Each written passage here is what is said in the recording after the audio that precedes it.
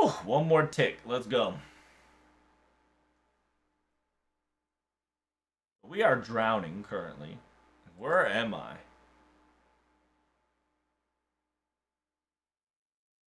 Huh? The Dragon Palace crumbled and what happened after that?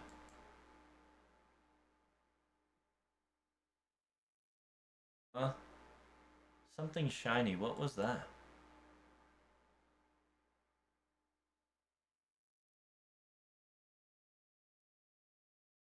I finally found you. A shiny shark? Technically a crocodile.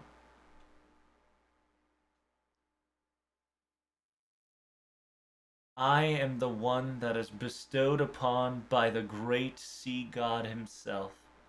I am here to welcome you. Now, please ride on my back. I will show you the Wadatsumi no Miya, the Dragon Palace.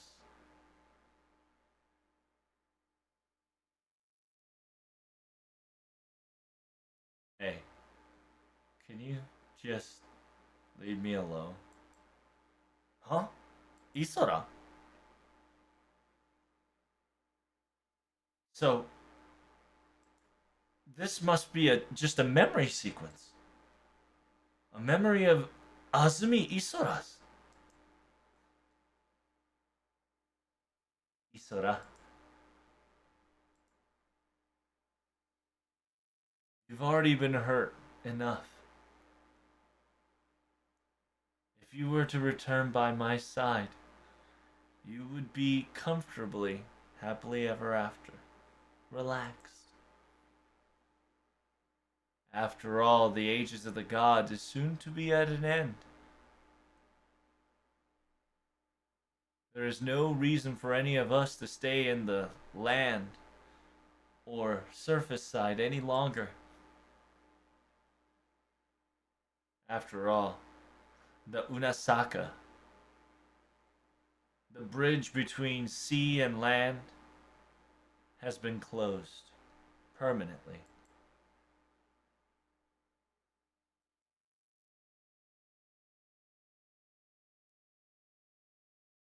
I feel like it's been ages since time has passed. The locations of lands and things outside around water has changed as well. But what I only can remember is that place and that place alone. In order to not forget it ever, I'm doing what I am doing. At least from here, I want to overlook that place until my body becomes a stone. Dots. Your will is strong as ever. I understand.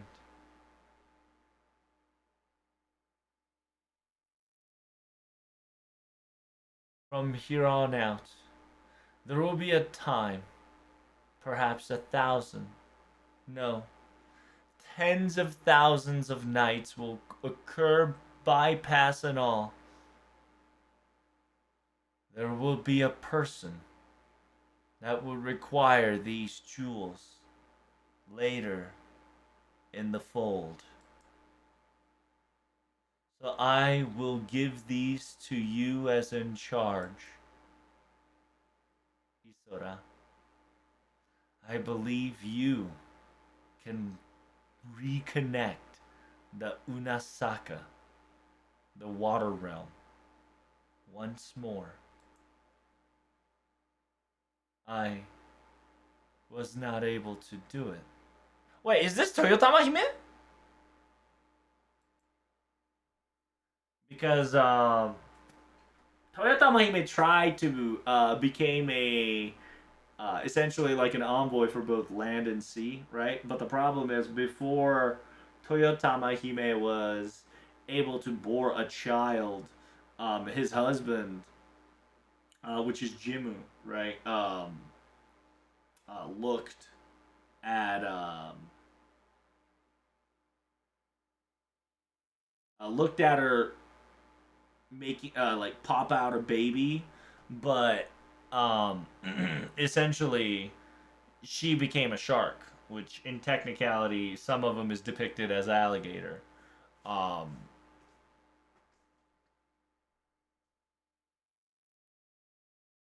and with the binding curse of the folktale, right? She got so mad that she kind of left the husband and the kid. I don't know. Is Toyotami? Yeah, No. Toyotami is the mother of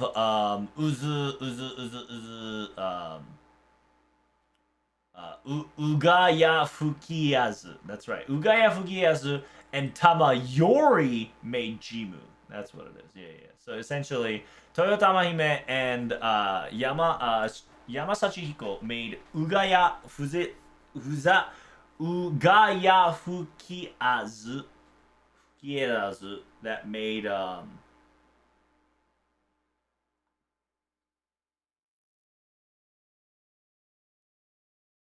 that made whatchamacallit.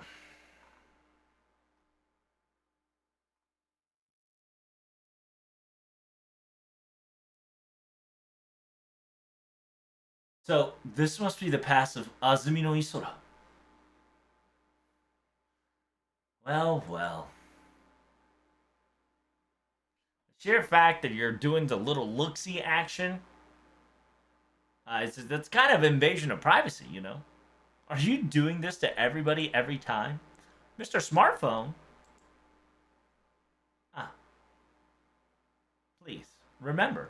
You did a partial contract with Chikachi, Miss Chikachi. And because of this, many ways, more ways than one, of course, we're connected. The reason why I had the jewel in the first place was because of that, pretty much. I really don't understand that the meaning of the conversation of that white shark to this day, though. And in the end, I'm no different from Umisachi-hiko himself. I've got no clue and no care. I never was an ally of humans, and don't care about the future of the world or anything. What happened at the surface, though? Uh, um, nah, we're already this far. I suppose it's be rude of me if we don't go any further. Until we get digested inside of the great turtle. So apparently we got eaten, chat. Apparently we got munched on.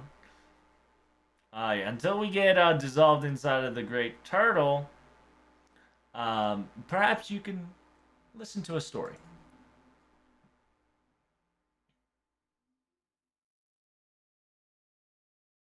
Just understand that one point in time, all of a sudden, I was just born on the surface side.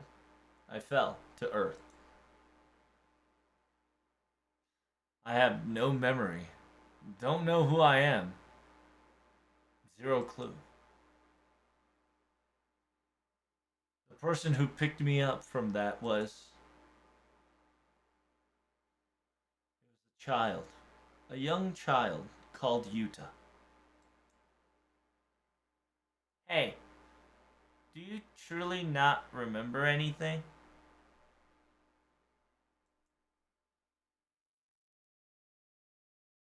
Because I don't know what to call you if I don't know your real name. Then why don't I call you Isora? I found you in the Iso, right, in the seashores. So your name is Isora. That's comical, is it not? You should never name a monster or a kaiju in the first place. But starting like that, our bizarre coexistence together began.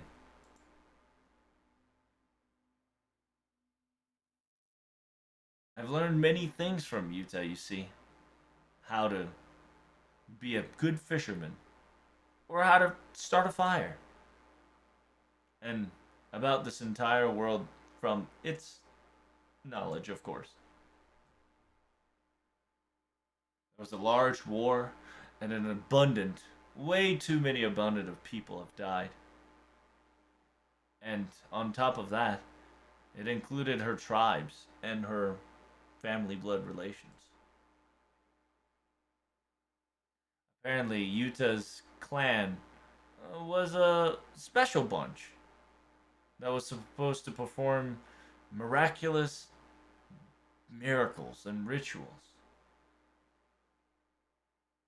Because of that, the other tribes and other people resented them with hatred because they're not normal. They were different.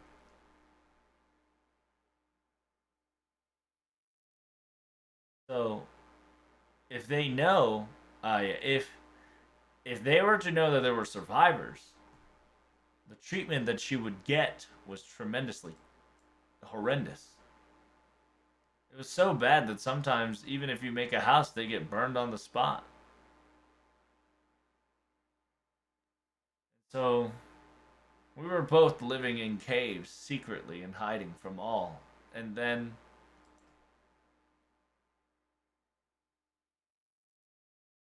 and then even though that was our life, we were thick as thick as thieves and tough as nails.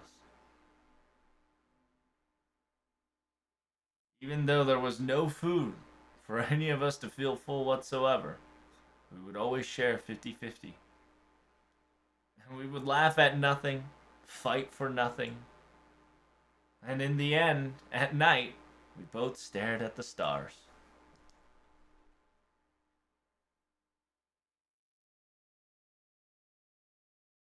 When things have calmed down, I was able to look around more clearly. Human was all about wars and plunging and pillaging and killing, continuously on and on. Once you expand a land and country, you would try to go back to the same tactic of war to try to expand it even more. The desire of greed of these human beings was ever so unbounded.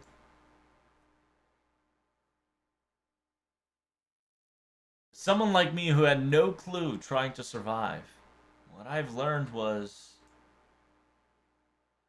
the foolishness of humanity, or foolishness of human beings, to be precise. Isora, but that's. I know. I understand. Everything that you've experienced was not all humans. And all human. It's. Yeah. Humans has more than that, right?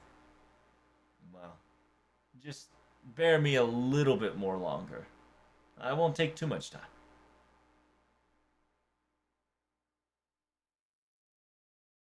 So, with that said, countless, many, abundant amount of humans, people died.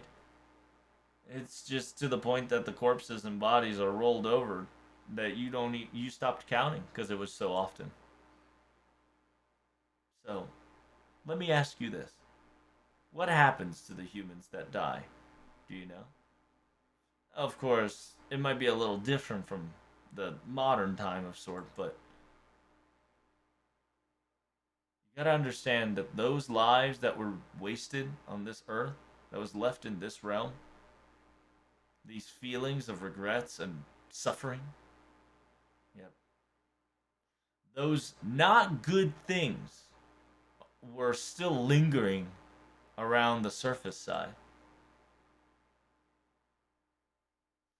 But the Yuta's clan, was able to open this said gate that was not of this world,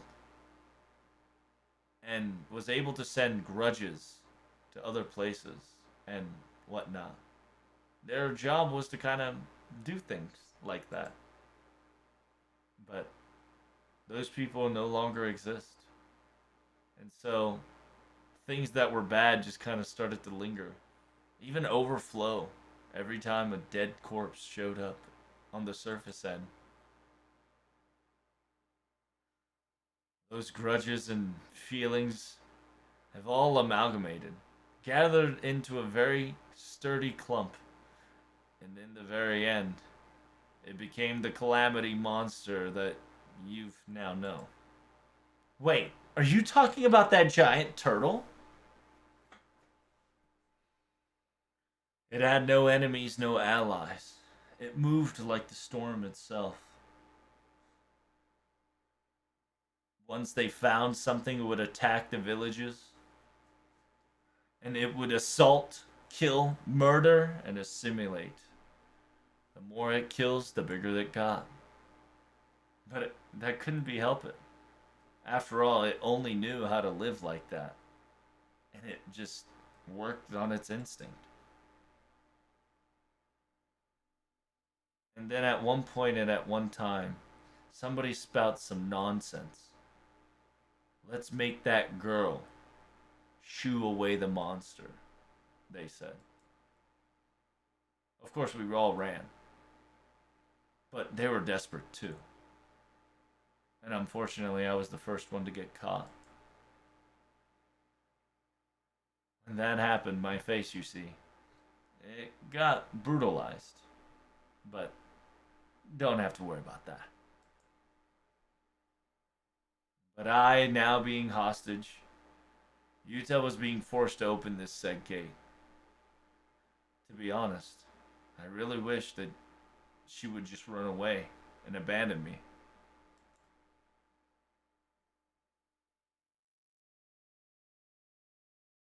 But Yuta was silly. And so she ate those words and was going to do as they were told. They flung her in front of the monster and attempted to open the gate. Imitate to try to open the gate as best as she could. But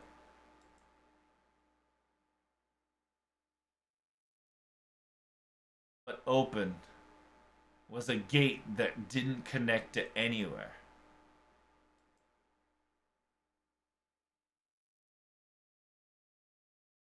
The rift between the world now and the world of unknown, of irregular. That moment opened its mouth. It swallowed Kaiju. It swallowed Yuta. And it also swallowed those who were persecuting us. It swallowed practically everywhere around, carved within, and what was only left was me in the ocean. Well, that's the end, you see.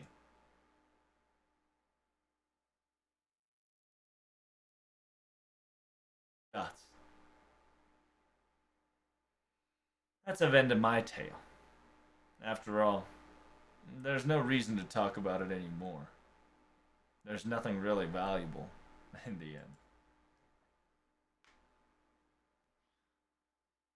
Even looking back to it, I feel like this memory was quite rubbish. But pretty sure if I look back far enough, I would think of a couple of things that were beautiful. I think. But I don't have anything anymore. So I don't like humans. I have no strength, and I have nothing to protect. It was just a mere coincidence. Just a mere curiosity that I wanted to be called upon the summoning, but in the very end, the hateful turtle that I was trying to defeat couldn't do anything about it. Just got eaten alive, swallowed whole. Someone like me, I should have stayed, holed up inside at the deepest end of the water, and stayed there. That's what I should have done. I suppose. If you ask me how long, I suppose until the world becomes flat and white.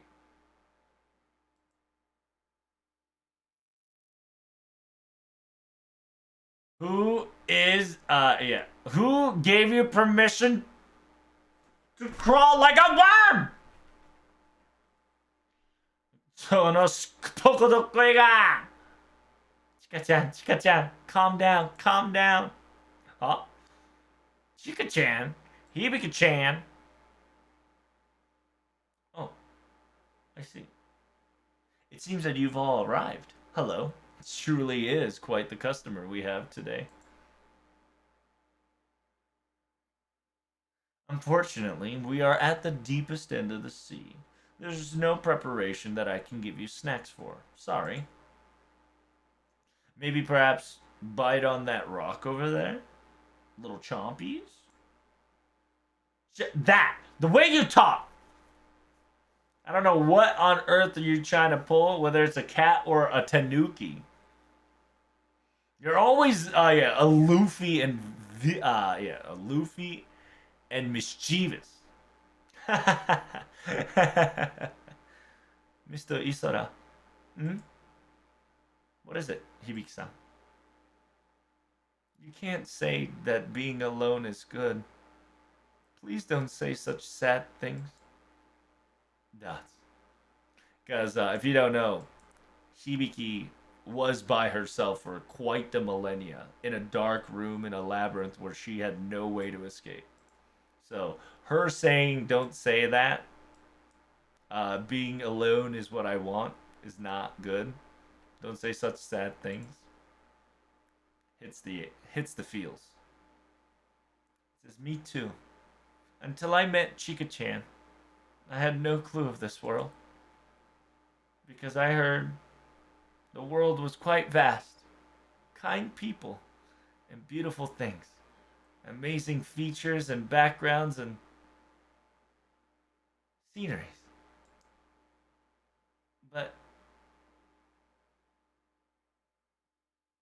I'm pretty sure Isora-san knows that already.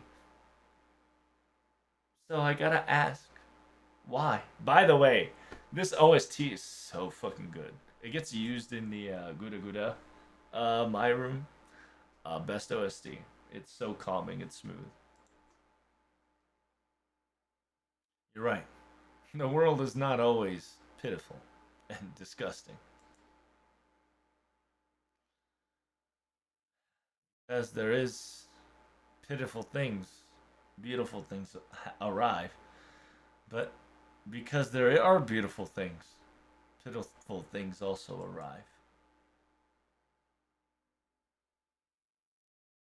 Those things being constantly hooked and hooked up and hooked down, or the way this universe goes, this cosmos. Kindness and beauty has no true value in the end. Besides, I'm not on the side of beautiful. To humans, I'm on the more pitiful side. I even think that at this point.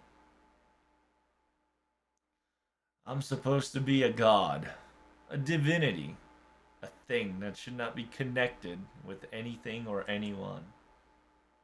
Didn't I tell you? Answering to the summoning call was just mere coincidence. Just because I felt like it. That's all. And what was that coincidence?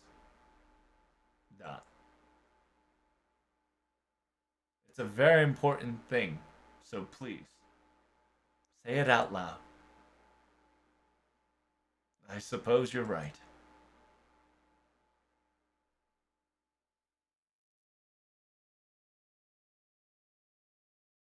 It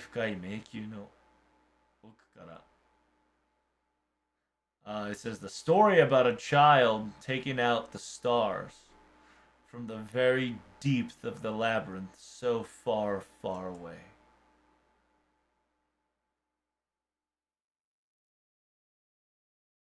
When I saw those two, which by the way, it's Hibiki and Chikagi, when I learned about them and they were able to answer the call, I just a little bit. I took a curiosity. I thought that these two girls, just like they did before, Maybe they were able to drag me out of the same place that I'm stuck in. Maybe perhaps if they were to do that, I might be able to see myself in a different me. What if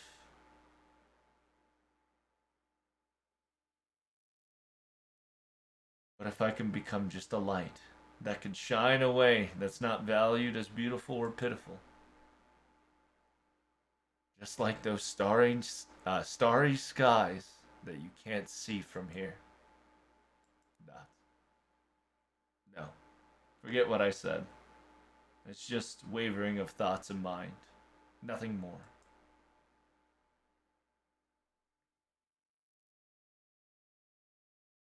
Nah. Eh? Wait, why are you here? Chikacha, I think. I think this is what Isara-san was talking about. It's... Stop it! Well, that shadow. That's nothing more than an illusion that I made after my regrets. Ever since I've manifested, I've been seeing it. Okay? My heart that wants to feel relieved. I've created an illusionary child that's her back then.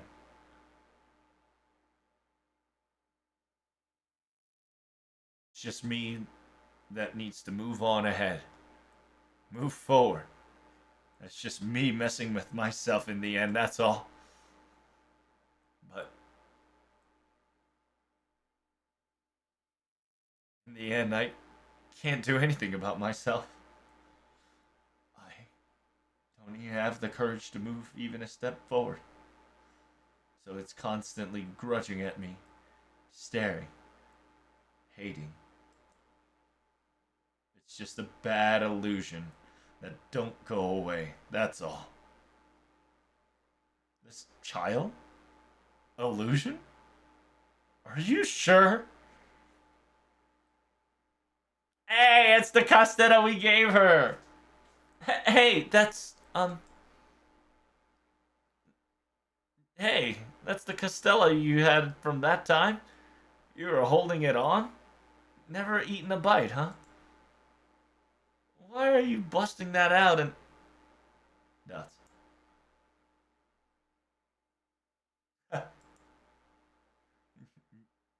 That? Willing to give it to me? Half?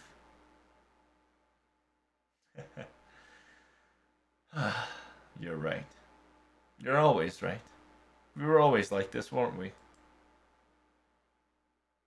No matter what, when we were ever troubled in food, we would always share. 50-50s. Nuts. Can I see your face? This place is so dark that I can't see your face. I can't take a good look at you. Nuts. Ah! Shut! This stupid cloth that's in my face! Screw it! I don't need this!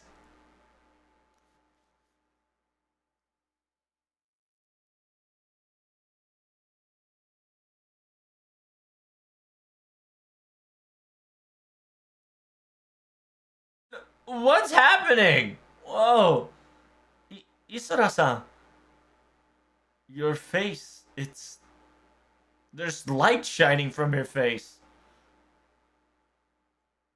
Nuts. You're... Are you Yuda?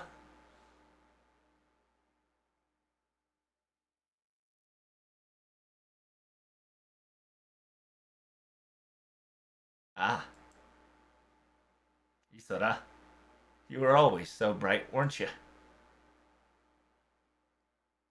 So that was your true face, huh?